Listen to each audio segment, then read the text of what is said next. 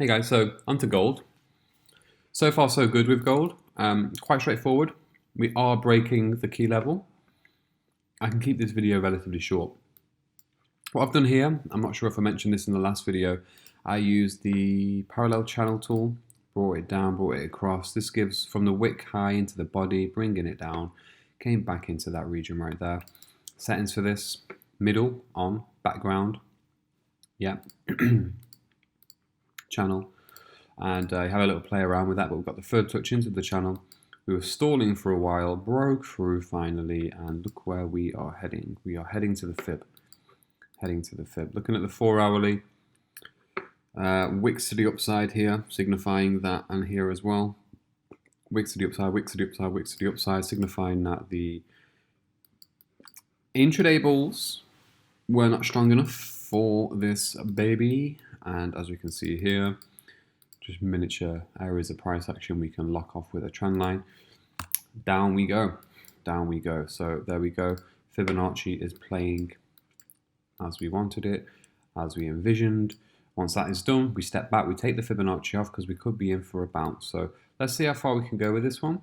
And I'll check back in soon. I'm going to cut this video at 1 minute 30 seconds. So good work, good job. Hey, so on to gold, 19th of April, Friday. Bit of a slow week, to be fair, but it has broken the major level, which we placed on together. You can clearly see the breakthrough here. Nice point to even short off a daily time frame. Stop would go just above the highs of the day and swing this into the next targets. The minus 27, again, all of the videos this week are relatively short. We haven't seen too much price movement, but we are sticking with targets, and this is how the market works. So we're looking at maybe next week we can maybe pull back into that zone as a retest of the resistance band, and then we can flop into 1262.